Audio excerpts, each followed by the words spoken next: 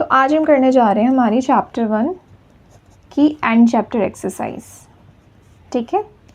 And बेटा, अगर मैं आपको बहुत ही कम शब्दों में अगर इस एक्सरसाइज के बारे में कुछ बताऊं, तो इस चैप्टर में अगर जो सबसे ज़्यादा इम्पॉर्टेंट एक्सरसाइज है ना, तो ये एंड चैप्टर एक्सरसाइज ही है। And let me tell you, जो एस्ट्रिक वाले क्वेश्चंस हैं, यानी जिन क्वेश्चंस पे ये बना हुआ है, वो क्वेश्चंस तो और भी ज़्यादा इम्पॉर्टेंट है। आपके एनसीईआरटी में लिखा हुआ है कि ये मार्क करने वाले questions it is just for practice, ये एग्ज़ाम ओरिएंटेड नहीं है, मतलब एग्ज़ाम में नहीं पूछे जाएंगे, ऐसा आपके एनसीईआरटी में लिखा हुआ है। बट ये बहुत इंपॉर्टेंट क्वेश्चंस हैं, आप उस बात को पढ़कर आप प्लीज़ ऐसा नहीं कि आप उसको छोड़ के चले जाएं, बिकॉज़ ये एग्ज़ाम में आने का पोटेंशियल बहुत अच्छा रखते हैं, तो आप इसको मिस नहीं करेंगे। तो चलिए हम अपना पहला क्वेश्चन देखते हैं। पहला क्वेश्चन कह रहा है कि जो एक्स कोऑर्डिनेट और जो वाई कोऑर्डिनेट है, उसके इंटरसेक्शन को क्या बोलते हैं। इंटरसेक्शन मतलब अगर मान लीजिए ये मेरी एक्स एक्सिस है और ये मेरी वाई एक्सिस है, तो अगर वो आपस में जब इंटरसेक्ट हो रहे हैं, यानी इस वाले पॉइंट को क्या बोलते हैं, तो हम सबको पता है इस वाले पॉइंट को क्या बोलते हैं, ऑरिजिन बोलते हैं, ठीक है। तो इट इज़ ऑरिजिन। अब इसमें बोला है कि आप इसके कोऑर्डिनेट्स बताइए, मतलब बेसिकली उसका एक्स कोऑर्डिनेट क्या होगा और वाई कोऑर्डिनेट क्या होगा, ये बताइए। तो इसका एक्स और वाई कोऑर्डिनेट क्या होगा, it is will be 0 and 0, ठीक है। और एक और चीज़ आपको मैं बताती हूँ, जो एक्स कोऑर्डिनेट होता है, ठीक है, एक्स कोऑर्डिनेट को हम उसके दूसरे नेम से भी बोलते हैं, जैसे एब्सिसा बोलते हैं, ठीक है। इसकी स्पेलिंग ये होती है ABSCISSA और इसको प्रोनाउंस किया जाता है एब्सिसा। एंड वाई कोऑर्डिनेट को बुलाते हैं दैट इज़ ऑर्डिनेट, ठीक है। तो इसको तो प्रोनाउंस करने में बच्चे को दिक्कत नहीं होती है, but abscissa is little silent हो जाता है, ये वाला एस, ये वाला सी, तो इससे बच्चे मिस प्रोनाउंस कर देते हैं। तो इसका कोऑर्डिनेट क्या होगा, 0 एंड 0। अगर आपको एब्सिसा और ऑर्डिनेट पूछा जाए तो आपको पता होना चाहिए, एब्सिसा मीन्स एक्स कोऑर्डिनेट पूछ रहे हैं, ऑर्डिनेट मीन्स वाई कोऑर्डिनेट पूछ रहे हैं। देन क्वेश्चन नंबर 2, देखो क्वेश्चन नंबर 2 क्या कह रहा है आपसे। क्वेश्चन नंबर 2 कह रहा है कि अगर मेरे पास कोई पॉइंट W है एक्स कोऑर्डिनेट के ऊपर, जो कि एक्स कोऑर्डिनेट मेरा -5 है, तो थोड़ा सा ना हम जब भी हमें कोई ऐसा क्वेश्चन मिलता है ना, तो हम एक रफ स्केच बना लेते हैं, ठीक है। और उस पर ना आप लिख दो, आप ऐसे नीचे लिखो रफ डायग्राम, रफ फिगर लिख दो, ठीक है, ओके। बिकॉज ऑब्वियसली अगर यहाँ पे कोई चीज़ अगर आपको ऐसे बोली गई है, आपको यहाँ पे ना करने में आसान रहता है। तो अगर आपके पास कोई पॉइंट W है और वो एक्स कोऑर्डिनेट है, तो एक्स है तो मान लीजिए यहाँ पे कोई -5 है और वो एक्स कोऑर्डिनेट है, ठीक है। देन कह रहा है कि can you predict the coordinates of point H which is on the line through W parallel to the X axis. तो ये जो W कोई पॉइंट यहाँ पे पड़ रहा है, ठीक है, मतलब ये वाला जो पॉइंट है ना, जो -5 है, वो W ही है, ओके। अब इस W क्या है, पैरेलल एक लाइन इससे खिंच रही है और इस y एक्सिस से, तो this is y axis and this is x axis, तो इसके पैरेलल खिंच रही है। अब कह रहा है कि इस पैरेलल लाइन पे कोई पॉइंट H लाई कर रहा है, तो अब मुझे बताना है कि वो कौन से क्वाड्रेंट पे लाई कर रहा है, ठीक है। अब देखो दो पॉसिबिलिटीज़ हो सकती हैं, अगर मेरा पॉइंट H है तो या तो इस पे लाई करेगा तो इस पे लाई करेगा, तो कौन से पॉसिबिलिटीज़ होंगी, या तो ये वाला क्वाड्रेंट होगा तो ये वाला क्वाड्रेंट होगा।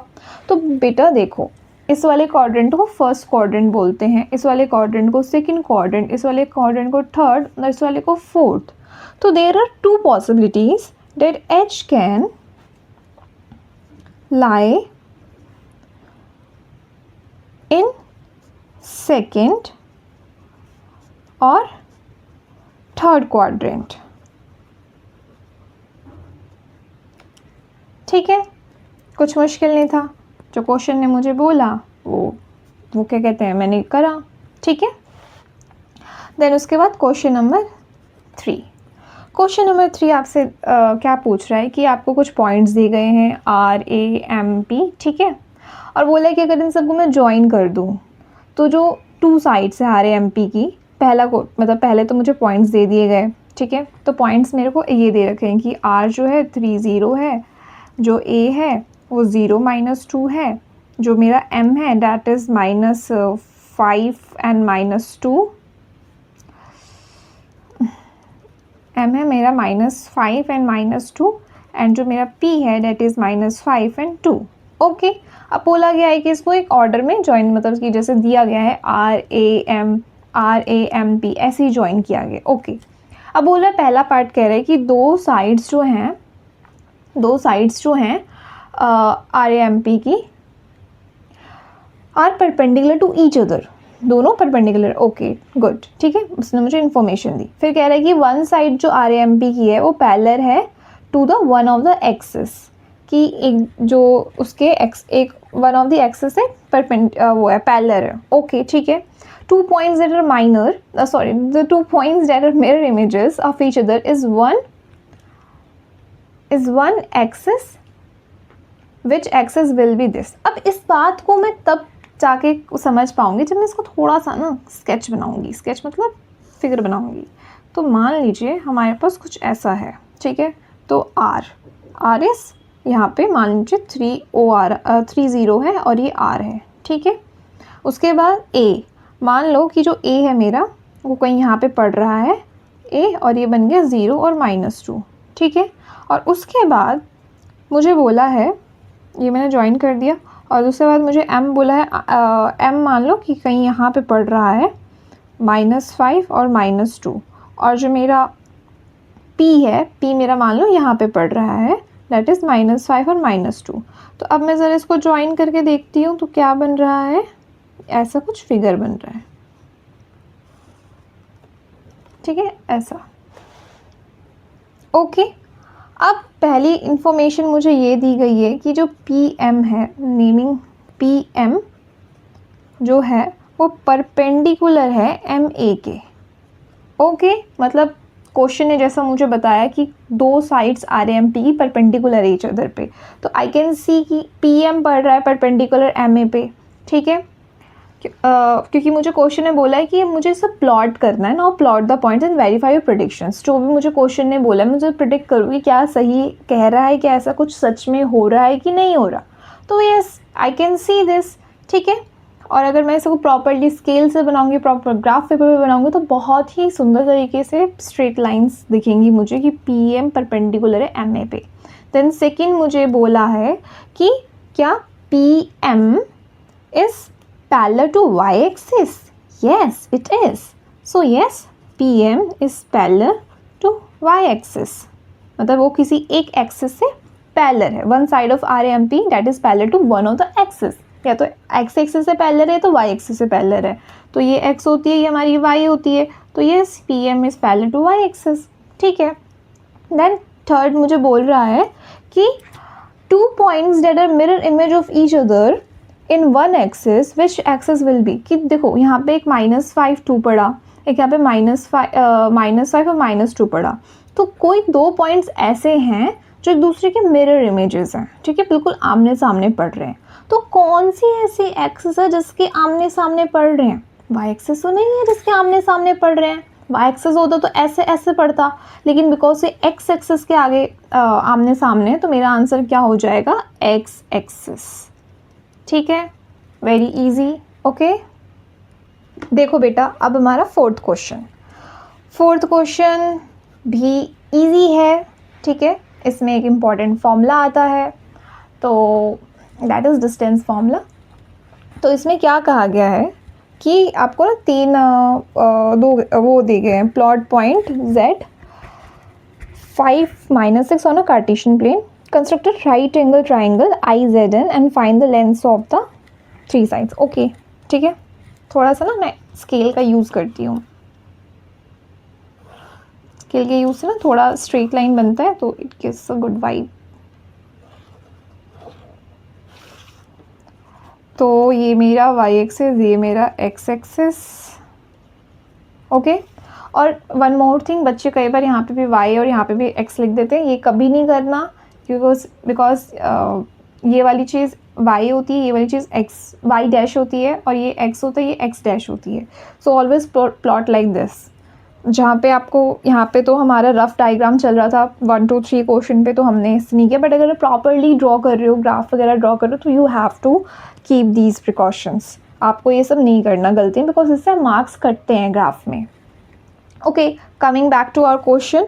अब मुझे क्वेश्चन ये कह रहा है कि ना मैं ना एक वो बनाऊँ. ठीक है, अब देखो जो मेरा पॉइंट दिया गया है 5 और माइनस z, 5 और -6. देखो ये 5 पॉजिटिव है तो कहीं मान लो यहाँ पे लाई कर रहा है, 6 y वाला नेगेटिव तो मान लो कहीं यहाँ लाई कर रहा है. तो ऐसे करके ये पॉइंट यहाँ पे पड़ा, तो 5 और -6.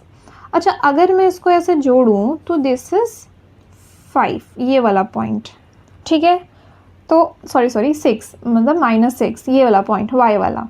तो अगर ये पॉइंट सिर्फ उसी के ऊपर लाई कर रहा है, क्या कहते हैं, y एक्सिस पे लाई कर रहे हो, तो x तो 0 हो गया, तो इट इज़ 0 -6. और अगर मैं इसके सामने यहाँ पे देखूँ तो यहाँ पे ये वाला पॉइंट बिकॉज x एक्सिस पे सिर्फ लाई कर रहा है, तो इसके कोऑर्डिनेट्स क्या हो गए, इसके कोऑर्डिनेट्स हो गए 5 और 0. तो अब मेरे को तीनों पॉइंट्स मिल गए हैं. आपको क्वेश्चन में ऐसा लग रहा होगा अरे पॉइंट तो हमें एक ही दिया गया है, हम ट्राइंगल का वो कैसे निकालेंगे, साइड्स की लेंथ्स कैसे निकालेंगे. तो वो इसी हमें पॉइंट से इन दोनों पॉइंट्स को हमने निकाल लिया. अब हमने इसको ज्वाइन कर लिया. ठीक है, अब यहाँ पे देखो बच्चे, अगर आपको ऐसा डाउट हो रहा है कि हमने इस वाले ट्रायंगल को क्यों नहीं लिया, हमने इसी को क्यों बनाया, तो हमने एक ऐसा ट्रायंगल चाहिए जिसमें ये वाला पॉइंट जो मुझे क्वेश्चन में गिवन है वो मुझे इंक्लूड करना है. तो ये इंक्लूड तभी हो पाएगा जब मैं इसको ये तीन साइड कंसिडर करूँगी. Only then this point will be included in this. Okay, तो ठीक है, अब मुझे फाइनली मैंने पॉइंट्स निकाले, बट मेरा टारगेट ये है कि मैं इन तीनों साइड्स का डिस्टेंस लेंथ मेज़र करूं. तो मैं इसकी नेमिंग कर देती हूँ. इसका नेम मैं कर देती हूँ ABC. सॉरी क्वेश्चन में तो दिया ही हुआ है. तो ये Z पॉइंट है, और मान लो मैंने इसको कर दिया, इसका नाम मैं दे देती हूँ N, और इसका नाम मैं दे देती हूँ I. तो IZN. ठीक है, ओके. अब डिस्टेंस फॉर्मूला क्या होता है, बाय यूजिंग डिस्टेंस फॉर्मूला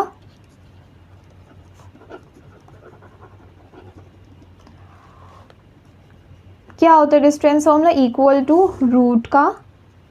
अगर मुझे किसी भी दो पॉइंट्स के बीच में डिस्टेंस निकालना है, ठीक है, मान लिया कि वो जो दो पॉइंट्स हैं x1 y1 और x2 और y2 है. ठीक है, तो अब इन दोनों के बीच अगर मुझे डिस्टेंस निकालना है तो मैं क्या निकालूँ, फॉर्मूला क्या बन जाएगा, हमारा फॉर्मूला बनेगा x2 माइनस x1 का square, then plus y2 minus y1 का स्क्वायर. बेटा फॉर्मूला हम जब प्रैक्टिस करते हैं ना, तो लाइक समटाइम्स ऐसा क्या होता है कि इजी होता है तो हम कर भी लेते हैं, ठीक है, बट ब्लंडर एग्जाम में हो जाता है. ब्लंडर्स कैसे हो जाते हैं, बच्चे कई बार इसको माइनस क्यों प्लस लिख कर आ जाते हैं, यहाँ पे माइनस को प्लस को माइनस लिख के आ जाते हैं.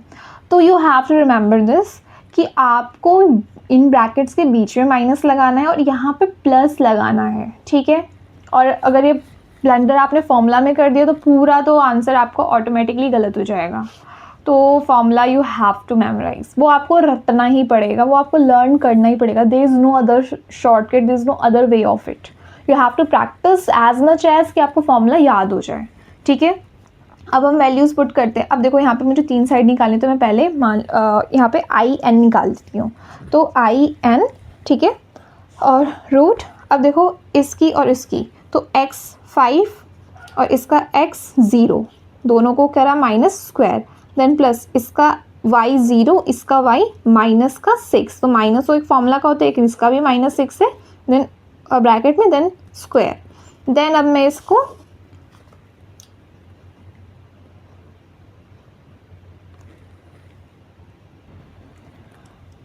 फाइव में से ज़ीरो माइनस होगा तो 5 ही आ जाएगा, तो 5 का स्क्वायर, देन प्लस 0 प्लस 6 का स्क्वायर. ठीक है, तो 0 वही बन जाएगा. तो अब ये बन गया 5 5 ज़ा 25, 6 36, और हम जब इन दोनों को ऐड करेंगे तो हमारा आंसर आएगा 61। अब 61 का तो कोई रूट आंसर नहीं हो पाएगा because it is not 61 is not a perfect number, sorry perfect square number. तो यहाँ पे रूट 61 यूनिट्स हो जाएगा, यूनिट। ठीक है, ओके। देन हमारा आई एन आ गया। अब हम आई एन के बाद क्या निकाल रहे हैं? अब हम निकाल रहे हैं जेड एन। ठीक है, तो अब हम जेड एन पे आ जाते हैं। जेड एन, देखो जेड एन का यहाँ पे 0 और 5, इसका x 0, इसका x 5 और इसका y -6 और इसका भी y -6। ठीक है, तो अब हम आ जाते हैं फॉर्मूले पे पुट कर देते हैं। देखो एक बार अगर आपने फॉर्मूला लिखा हुआ है तो आपको बार बार रिपीट करने की ज़रूरत नहीं, बिकॉज आपने टीचर को दिखा दिया ना ऊपर एक फॉर्मूला, तो you can follow the steps. तो अब यहाँ पे आप करोगे, लिखोगे 5 - 0 का स्क्वायर। ठीक है, देन प्लस -6 -6 का स्क्वायर। ओके, अब आप यहाँ पे इसको सॉल्व कर दो। 5 का स्क्वायर, देन 5 का स्क्वायर, देन प्लस देखो -6, ये प्लस ही बन जाएगा, ये 6 बनेगा, तो -6 + 6 विल गिव यू 0। देन यहाँ पे 0 का स्क्वायर, तो 5 का square will be 25 and answer will be 5 units. Okay, then अब हम आते हैं अपना जेड आई पे। ये हमारी ये वाली साइड जेड आई या फिर आई जेड। ठीक है, ये स्टैंड हिल रहा है, I am so sorry for this. अब हम जेड आई जेड निकालते हैं, देन इसको अभी हम सीधा वो कर देते हैं। अब यहाँ पे बिकॉज वही x2 - x1 लिखेंगे हम, तो इट विल बी 5 - 5 का स्क्वायर प्लस 0 - -6 का स्क्वायर। देन ये तो 0 बन जाएगा, 0 का स्क्वायर यहाँ पे बन जाएगा +6 यानी 6 का स्क्वायर। तो आंसर आएगा आपका 36 और इसका आंसर हो जाएगा 6 यूनिट्स। तो हमने ऐसे अपना 4th क्वेश्चन भी कर लिया। अब एक बात बताओ, ये क्वेश्चन बहुत मुश्किल नहीं था ना, बस हमें यहाँ पे फॉर्मूला याद करना था। अगर आपको फॉर्मूला अगर आप भूल गए हो तो पक्का आप नहीं कर पाओगे, बट अगर आपको फॉर्मूला याद है देन यू कैन। ठीक है, तो जस्ट रिमेंबर दिस। और वन मोर थिंग, देखो अगर आप इस पॉइंट को इंक्लूड करके, ठीक है, बेशक इन दो बाकी के 2 वर्टेक्स आपके कुछ और भी हों चलेगा, बट आपको ये वाला पॉइंट इंक्लूड करके एक राइट एंगल ट्राइंगल बनाना है। फॉर एग्जांपल मान लो कि मैं यहाँ पे ऐसे भी करके एक राइट एंगल ट्राइंगल बना सकती हूँ। ठीक है, और या फिर मैं ऐसे भी उल्टा करके इधर ऐसे भी उल्टा करके एक राइट एंगल ट्राइंगल बना सकती हूँ, बट मुझे इस पॉइंट को इंक्लूड करना है। ठीक है, और मुझे इसका साइड निकालना है IZN में तीनों ट्राइंगल के तीनों साइड्स का। तो दैट्स वाई आपके यहाँ पे लिखा भी हुआ है कमेंट में, answers may differ from person to person. Just मैंने आपको बोला था कि हम ये वाला ट्राइंगल कंसिडर नहीं कर सकते बिकॉज इस वाले ट्राइंगल में ये वाला पॉइंट इंक्लूडेड नहीं है। तो अगर Z इंक्लूडेड नहीं है बिकॉज आपको ये वाला क्वेश्चन का ये वाला पॉइंट आपको क्वेश्चन ने दिया, तो you have to include this as well.